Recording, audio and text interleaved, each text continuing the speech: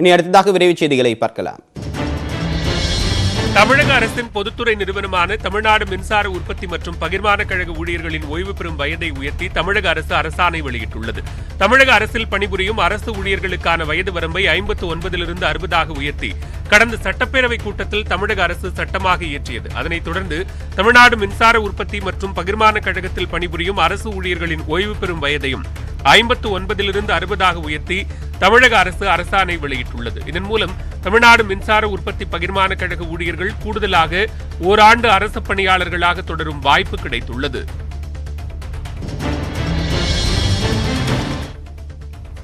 மேற்கு வங்க முதலமைச்சராக மம்தா பானர்ஜி 3வது முறையாக இன்று பதவியேற்கிறார். அண்மையில் நடைபெற்று முடிந்த சட்டப்பேரவை தேர்தலில் 292 தொகுதிகளில் 213 மம்தா தலைமையிலான திரிணாமுல் காங்கிரஸ் அறுதி பெரும்பான்மையுடன் வெற்றி பெற்றது. இதன் மூலமாக தொடர்ந்து 3வது முறை அந்த கட்சியில் அரியணையில் ஏற உள்ளது. நந்திகிராம் தொகுதியில் தோல்வியுற்ற போது மம்தா பானர்ஜி திரிணாமுல் காங்கிரஸ் கட்சியின் சட்டப்பேரவைத் தலைவராக தேர்வு செய்யப்பட்டார். இருப்பினும் 6 மாதங்களுக்குள் அவர் ஏதேனும் ஒரு தொகுதியில் போட்டியிட்டு வெற்றி பெற்றால் முதலமைச்சராக தொடரலாம். இந்நிலையில் கொல்கத்தாவில் உள்ள ஆளுநர் மாளிகையில் காலை 10 மணிக்கு மேல் நடைபெறக்கூடிய நிகழ்ச்சியில் மம்தா பானர்ஜி பதவி பிரமாணம் எடுக்க உள்ளார். கொரோனா பரவலை கருத்தில் கொண்டு பதவியேற்பு விழா மிக எளிமையாக நடைபெற உள்ளது. தூத்துக்குடியில் உள்ள ஸ்டெர்லைட் ஆலையில் ஆக்சிஜனை உற்பத்தி செய்ய தயார் நிலையில் இருப்பதாக வேதாந்தா நிறுவனம் தெரிவித்துள்ளது. பொதுமக்களின் போராட்டத்தை தொடர்ந்து ஸ்டெர்லைட் ஆலை மூடப்பட்டது. நாடு தழுவிய அளவில் ஆக்சிஜன் பற்றாக்குறை நிலவும் நிலையில் ஆக்சிஜனை உற்பத்தி செய்து இலவசமாக வழங்க தயாராக இருப்பதாக வேதாந்தா நிறுவனம் தெரிவித்தது. இதையடுத்து 4 மாத காலத்துக்கு ஆக்சிஜனை மட்டும் உற்பத்தி செய்ய தமிழக அரசு அனுமதி அளித்தது. நிலையில் வேதாந்தா நிறுவனம் வெளியிட்டுள்ள செய்திக்குறிப்பில் செயல்பாட்டுக்கு முந்தைய அனைத்து சோதனைகளையும் மேற்கொண்டு உற்பத்திக்கு தயார் நிலையில் இருப்பதாக தெரிவிக்கப்பட்டுள்ளது. ஆலைக்கு மின் இணைப்பு வழங்கப்பட்டவுடன் உற்பத்தியை தொடங்க திட்டமிட்டுள்ளதாகவும் வேதாந்தா நிறுவனம் தெரிவித்துள்ளது. சென்னையில் ரெம்டெசிவிர் மருந்தை கள்ளச்சந்தையில் விற்ற மருத்துவர் உட்பட 2 பேரை போலீசார் கைது செய்தனர். கொரோனா தொற்றால் பாதிக்கப்பட்டு தீவிர சிகிச்சையில் உள்ளவர்களுக்கு ரெம்டெசிவிர் மருந்து கொடுக்கப்பட்டு வருகிறது. இந்த மருந்திற்கு பல்வேறு இடங்களில் தட்டுப்பாடு நிலவி வருவதாக கூறப்படும் நிலையில் சட்டவிரோதமாக கள்ளச்சந்தையில் ரெம்டெசிவிர் மருந்து கூடுதல் விலைக்கு விற்பனை செய்யப்பட்டு வருகின்றன. இந்த விவகாரத்தில் மாநிலம் முழுவதும் ஏற்கனவே 12 பேர் கைது செய்யப்பட்டுள்ள நிலையில் கிண்டி பகுதியில் கள்ளச்சந்தையில் ரெம்டெசிவிர் மருந்து விற்பனை செய்த தனியார் மருத்துவமனை மருத்துவர் ராமசுந்தரம், கிண்டி கிங்ஸ் மருத்துவமனை ஊழியர் கார்த்திக் ஆகியோரை குடிமைப் பொருள் வழங்கல் பிரிவு போலீசார் கைது செய்தனர். மும்பையிலிருந்து 2 லட்சம் கோவிஷீல்டு தடுப்பூசிகள் விமானம் மூலமாக சென்னை வந்தடைந்தன. தமிழகத்தில் கொரோனா தடுப்பூசிக்கு தட்டுப்பாடு நிலவி வரும் நிலையில் பிரதமரின் பரிந்துரையின் பேரில் ஏற்கனவே கோவாக்சின் தடுப்பூசி 75,000 டோஸ்கள் சென்னை வந்தன. அதனைத் தொடர்ந்து 2 லட்சம் கோவிஷீல்டு மருந்துகள் மும்பையிலிருந்து விமானத்தில் சென்னைக்கு வந்தன. அந்த தடுப்பு மருந்துகள் குளிர்சாதன வாகனம் மூலம் சென்னை டிஎம்எஸ் வளாகத்தில் உள்ள மாநில தடுப்பூசி மையத்திற்கு எடுத்துச் செல்லப்பட்டன. பீகார் மாநிலம் முசாஃபர்பூரில் பேருந்து நிலையத்தில் நிறுத்தி வைக்கப்பட்டிருந்த 3 பேருந்துகள் எரிந்ததால் அங்கு பதற்றமான சூழல் நிலவியது. பைரியா என்ற பேருந்து நிலையத்தில் தனியார் பேருந்துகள் வரிசையாக நிறுத்தி வைக்கப்பட்டிருந்தன. இந்நிலையில் ஒரு பேருந்தில் மின்கசிவு காரணமாக தீ ஏற்பட்டதாக கூறப்படுகிறது. இதில் ஏற்பட்ட தீ காற்றின் வேகம் காரணமாக அருகில் உள்ள 2 பேருந்துகளுக்கு பரவியது. இதையடுத்து அங்கு வந்த தீயணைப்பு வீரர்கள் போராடி தீயை அணைத்தனர். இருப்பினும் அதற்குள்ளாக பேருந்துகள் முழுமையாக எரிந்தன. பேருந்துகளில் திடீரென்று தீப்பற்றியதால் பொதுமக்கள் அச்சமடைந்தனர். நல்வாய்ப்பாக பேருந்துகளில் யாரும் இல்லாததால் உயிர் சேதம் ஏதும் ஏற்படவில்லை.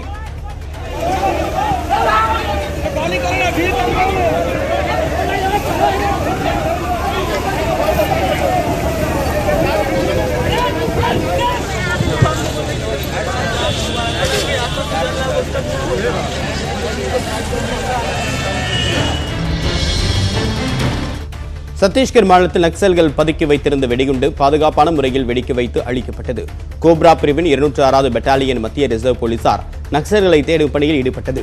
அப்போது 7 கிலோ எடையுள்ள வெடிகுண்டு ஒன்று அவர்களிடம் சிக்கியது. அதை பத்திரமாக எடுத்து சென்ற பாதுகாப்பு படை வீரர்கள் சுக்மா மாவட்டத்தின் மின்பா என்ற இடத்தில் அடர்ந்த காட்டுப்பகுதியில் குழி தோண்டி உள்ளே வைத்து வெடிக்கச் செய்தனர்.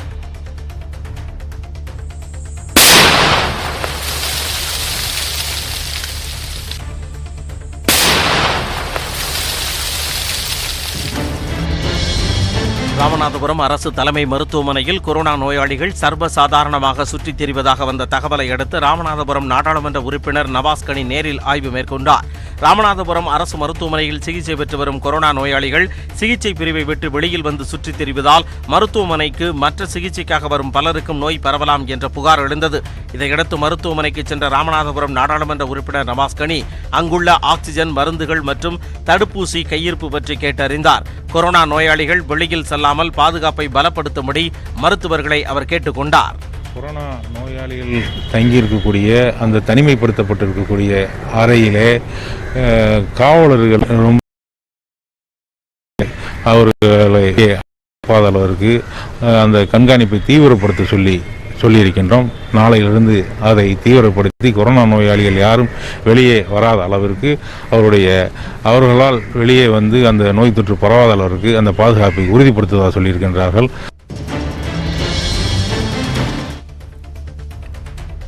இமாச்சல பிரதேச மாநிலத்தில் திடீரென்று ஏற்பட்ட மேகத்திரள் வெடிப்பால் பெருவெள்ளப்பெருக்கு ஏற்பட்டுள்ளது.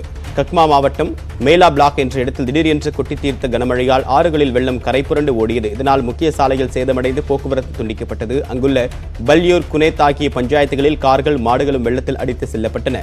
சம்பா, பார்மோர் அருகே நிலச்சரிவும் ஏற்பட்டது. திடீர் வெள்ளத்தால் நல்வாய்ப்பாக உயிர் சேதம் ஏற்படாத போதும் ஏராளமான பொருட்கள், உடைமைகள் சேதமடைந்துள்ளதாக மாவட்ட நிர்வாகம் தெரிவித்துள்ளது. வெள்ள பாதிப்பை அடுத்து மக்கள் பாதுகாப்பான இடங்களுக்கு மாற்றப்பட்டுள்ளனர்.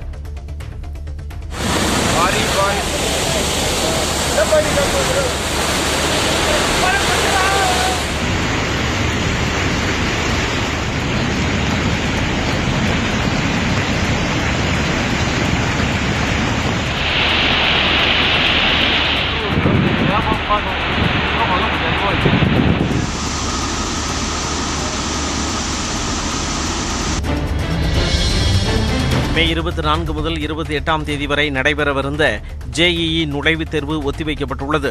கொரோனா பரவல் சூழலில் மாணவர்களின் பாதுகாப்பை கருத்தில் கொண்டு JEE மெயின் நுழைவுத் தேர்வு ஒத்திவைக்கப்பட்டுள்ளதாக மத்திய கல்வி அமைச்சர் ரமேஷ் பொக்ரியால் தெரிவித்துள்ளார். தனது ட்விட்டர் பதிவில் இதனை தெரிவித்துள்ள பொக்ரியால், மீண்டும் தேர்வு நடைபெறும் தேதி உள்ளிட்ட விவரங்களுக்கு மாணவர்கள் தேசிய தேர்வு ஆணையத்தின் இணையதளத்தை பார்க்குமாறு அறிவுறுத்தியுள்ளார். ஆந்திராவில் புதிய உருமாற்றம் பெற்ற வீரியமிக்க கொரோனா 15 மடங்கு வேகமாக பரவி வருவதால் மக்கள் மத்தியில் அச்சம் நிலவுகிறது. N440K என்ற இவ்வகை கொரோனா விசாகப்பட்டினம் மற்றும் மாநிலத்தின் பல்வேறு பகுதிகளிலும் வேகமாக பரவி வருகிறது. கொரோனாவின் பழைய கிருமியால் ஏற்படக்கூடிய பாதிப்பை விட அசுர வேகத்தில் பரவக்கூடிய புதிய கொரோனா தொற்றால் 3 அல்லது 4 நாட்களுக்குள் பாதிக்கப்பட்டவர்களுக்கு உடல்நிலை மிக மோசமாக மாறிவிடுவதாகவும் கூறப்படுகிறது. இதனால் விசாகப்பட்டினம், கர்னூல் பகுதிகளில் மக்கள் கூட்டமாக மருத்துவமனையில் அனுமதிக்கப்பட்டுள்ளனர்.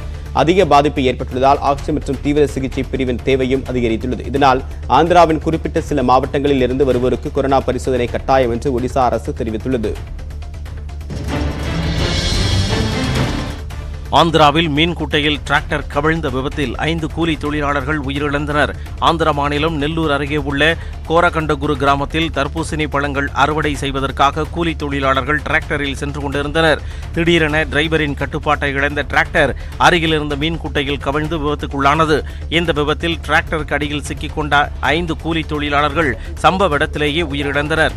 இதுகுறித்து தகவல் அறிந்த நெல்லூர் ரூரல் MLA ஸ்ரீதர் ரெட்டி சம்பவ இடத்திற்கு வந்து விபத்து குறித்து அதிகாரிகளிடம் கேட்டறிந்தார்.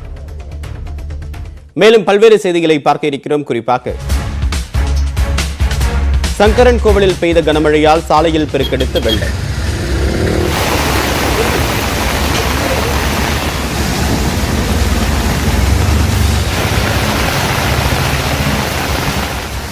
விவரம் அறியலாம் ஒரு சிறிய இடைவேளைக்கு பிறகு.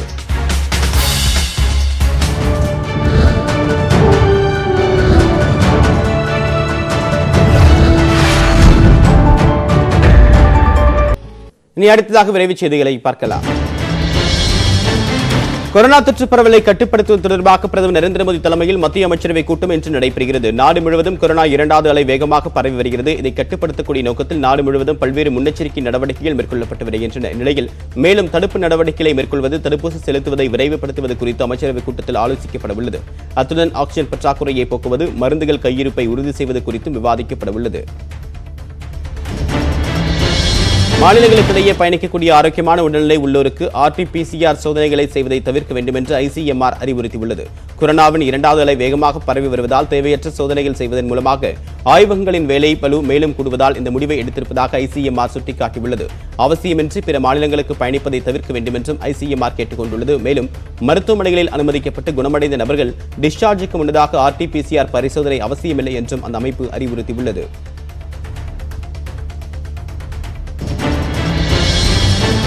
இளைஞரணி செயலாளர் உதயநிதி ஸ்டாலின் தேமுதிக பொதுச் செயலாளர் விஜயகாந்தை சந்தித்து வாழ்த்து பெற்றார். சட்டமன்ற தேர்தலில் சேப்பாக்கம் திருவல்லிக்கேணி தொகுதியில் போட்டியிட்ட உதயநிதி ஸ்டாலின் வெற்றி பெற்றுள்ளார். இந்நிலையில் சாலி கிராமத்தில் உள்ள விஜயகாந்த் இல்லத்தில் அவரை சந்திக்க உதயநிதி அவருக்கு சால்வை அணிவித்து வாழ்த்து பெற்றார்.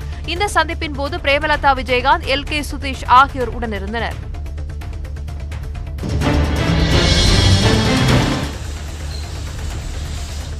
கொரோனா கட்டுப்பாடு காரணமாக தஞ்சையில் அறுவடைக்கு தயாரான பூக்களை பறிக்க முடியாமல் கடும் நஷ்டத்தை சந்தித்து வருவதாக விவசாயிகள் கவலை தெரிவித்துள்ளனர்.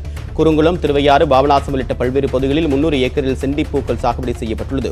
60 நாட்களுக்குள் அறுவடைக்கு தயாராகக்கூடிய இந்த பூவை மாலையில் பறித்து வெளியூர்களுக்கு அனுப்பப்படும். ஆனால் இரவு நேர ஊரடங்கால் போக்குவரத்து இல்லாததால் வெளியூர்களுக்கு பூக்களை அனுப்ப முடிவதில்லை. அத்துடன் கோவில் திருவிழாவுக்கு தடை, சுப நிகழ்ச்சிகளுக்கு கட்டுப்பாடு காரணமாக பூக்களுக்கான தேவையும் குறைந்துள்ளது. இதனால் 50 ரூபாய் வரை விற்பனையான செண்டி பூ தற்போது 15 ரூபாய்க்கு கீழ் குறைந்திருப்பதாக விவசாயிகள் வேதனை தெரிவிக்கின்றனர்.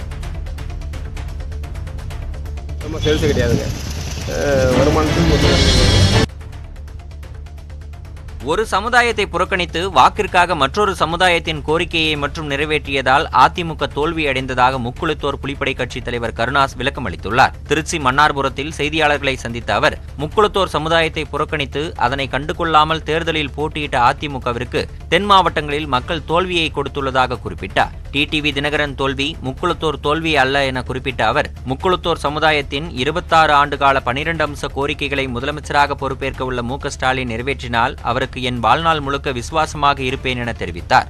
ஒட்டுமொத்த முக்குளத்தோர் சமுதாயத்தை புறக்கணித்து எடப்பாடி தலைமையிலான அரசு இந்த தேர்தலை சந்தித்தது. என் சமூகம் சார்ந்த கோரிக்கைகளை நான் பலமுறை வலியுறுத்தியும் அதை புறக்கணித்துவிட்டு இந்த தேர்தலை எடப்பாடி தலைமையிலான அரசு சந்தித்தது. கொரோனா தடையை மீறி சிவகங்கை மாவட்டம் காரைக்குடியில் ஆடைகள் விற்பனையில் ஈடுபட்ட ஜவுளிக்கடை நிர்வாகத்தினருக்கு 3வது முறையாக அபராதம் விதிக்கப்பட்டது.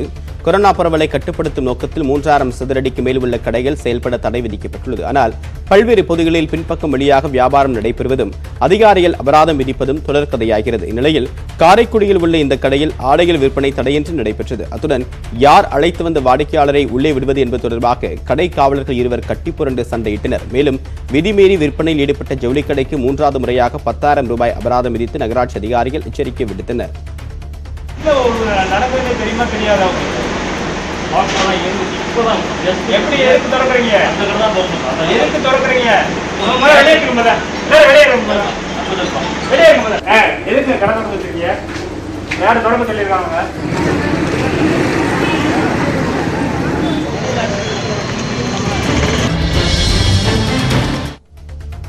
கோவை மாவட்டம் பெரியநாயக்கன்பாளையம் அருகே மலையடிவாரத்தில் உள்ள பண்ணை வீட்டை யானை கூட்டம் முற்றுகையிட்டதால் அங்கிருந்தவர்கள் பீதியடைந்தனர்.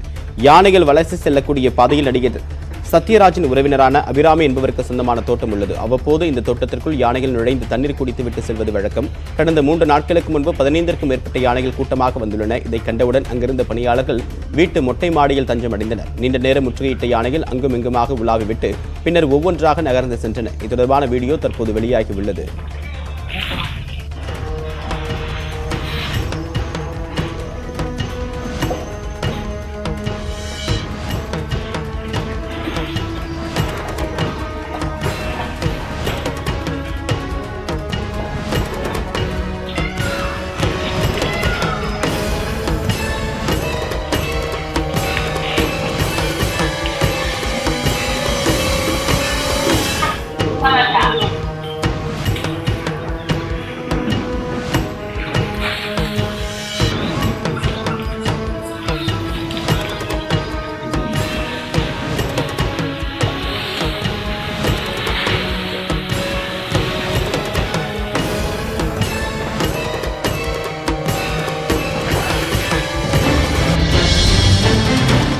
சின்னமனூர் அருகே 2021 சட்டமன்ற தேர்தல் வாக்கு எண்ணிக்கை முடிவுகள் வெளியாகும் முன்பே முதலமைச்சர் எடப்பாடி பழனிசாமி, துணை முதலமைச்சர் ஓ பன்னீர்செல்வம் என நினைவு கல்வெட்டு வைக்க தயாரான புகைப்படம் சமூக வலைதளங்களில் பரவி வருகிறது. தீவிர அதிமுக விசுவாசியான வேல்முருகன் என்பவர் தனது தந்தை நிர்வகித்து வரும் கோவிலில் இந்த கல்வெட்டை வைத்து சர்ச்சையை ஏற்படுத்தினார். தலைமை காவலராக பணியாற்றி வந்த இவர் தற்போது கட்டாய ஓய்வில் வைக்கப்பட்டுள்ளார். அதிமுக வெற்றி பெறும் என்ற அதீத நம்பிக்கையில் இவர் வைத்த கல்வெட்டு புகைப்படம் சமூக வலைதளங்களில் பரவி கேலி கிண்டலுக்கு உள்ளாகி வருகிறது. இக்கல்வெட்டு குறித்து தகவல் வந்ததை தொடர்ந்து சின்னமனூர் காவல்துறையினர் கல்வெட்டை கைப்பற்றிச் சென்றனர். சிறந்த கட்டுமானத்துக்கான விருதுகளை வழங்க உள்ளதாக ஆசியாவின் முன்னணி பெயிண்ட் நிறுவனமான நிப்பான் பெயிண்ட் அறிவித்துள்ளது. காணொலி காட்சி மூலம் நடைபெற்ற நிகழ்ச்சியில் தமிழகத்தின் சிறந்த கட்டிடக்கலை மற்றும் கட்டுமான வடிவமைப்புக்கான விருதுகளை நிப்பான் பெயிண்ட் நிறுவன அலங்கார பெயிண்ட் பிரிவு தலைவர் மகேஷ் ஆனந்த், தமிழ்நாடு புதுச்சேரி அனைத்து கட்டுமான பொறியாளர் சங்கத்தின் தலைவர் எம் சரவணன் ஆகியோர் அறிவித்தனர். இதன்படி குடியிருப்பு வளாகம், வர்த்தக கட்டிடங்கள் ஆகிய 2 பிரிவுகளில் தங்கம், வெள்ளி மற்றும் வெண்கல பரிசுகள் வழங்கப்படும். சிறந்த வண்ணத் தேர்வு, சிறப்பு பசுமை திட்டம், மக்கள் விருப்பம் ஆகிய துணை பிரிவுகளில் நடுவர் குழுவால் தேர்வு செய்யப்படும் கட்டுமானதாரர்களுக்கு விருது வழங்கப்படும். இதில் பங்கேற்க ஜூலை 31ஆம் தேதி வரை விண்ணப்பிக்கலாம். அதிகபட்சம் 20 திட்டங்கள் வரை அளிக்கலாம் என்று நிப்பான் பெயிண்ட் நிறுவனம் அறிவித்துள்ளது. கொரோனா பாதித்தவர்களுக்கு சிகிச்சை அளிக்க தமிழகம் முழுவதும் சித்தா மற்றும் ஹோமியோபதி சிறப்பு மருத்துவமனைகளை அமைக்க உத்தரவிடக் கோரி சென்னை உயர்நீதிமன்றத்தில் வழக்கு தொடரப்பட்டுள்ளது. சென்னை அரும்பாக்கத்தைச் சேர்ந்த ஜோசப் என்பவர் தாக்கல் செய்த பொதுநல மனுவில் நாட்டின் பாரம்பரிய மருத்துவ முறைகளான சித்தா, ஆயுர்வேத மருத்துவ முறைகள் மக்கள் நீண்ட காலம் ஆரோக்கியமாக வாழ உதவுகின்றன என குறிப்பிட்டுள்ளார். தற்காலிக தீர்வும் பக்க விளைவுகளையும் உண்டாக்கும் அலோபதி மருத்துவ ஆராய்ச்சிகளுக்கு அதிக நிதியை ஒதுக்கும் மத்திய மாநில அரசுகள் சித்தா, ஆயுர்வேதம் மற்றும் ஹோமியோபதி மருத்துவ முறைகளுக்கு முக்கியத்துவம் அளிப்பதில்லை என தெரிவித்துள்ளார். உயர்நீதிமன்றத்தில் இந்த வழக்கு நாளை விசாரணைக்கு வருகிறது.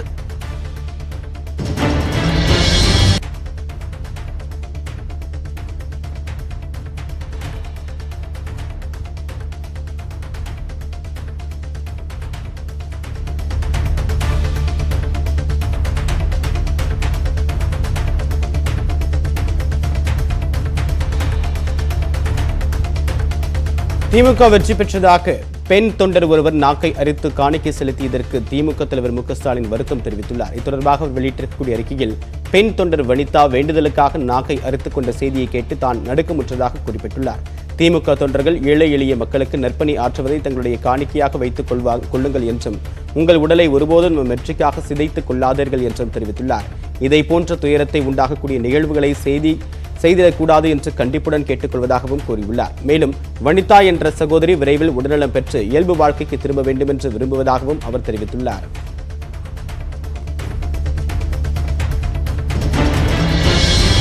ஆந்திராவில் கொரோனா தொற்றால் தனித்து விடப்பட்ட ஆண் ஒருவர் குடும்பத்தினர் கண்முன்னே துடிதுடித்து பலியான சம்பவம் சோகத்தை ஏற்படுத்தியுள்ளது. ஆந்திர மாநிலம் ஸ்ரீகாகுளம் மாவட்டம் கோயனப்பேட்டா கிராமத்தை சேர்ந்தவர் ஆசிரி நாயுடு. விஜயவாடாவில் கூலி தொழிலாளியாக பணிபுரிந்து வந்த இவருக்கும் இவரது குடும்பத்தினருக்கும் கொரோனா தொற்று இருப்பது உறுதி செய்யப்பட்ட நிலையில் சொந்த ஊருக்குள் நுழைய விடாமல் ஊர் மக்கள் தடுத்தனர். இதையடுத்து ஊருக்கு வெளியே குடிசையில் தங்கிய அவருக்கு உரிய சிகிச்சை கிடைக்காமல் உடல்நிலை கவலைக்கிடமானது. மூச்சு விட முடியாமல் திணறிய ஆசிரி நாயுடு மனைவி, குழந்தைகள் முன்னிலையில் துடிதுடித்து உயிரிழந்தார்.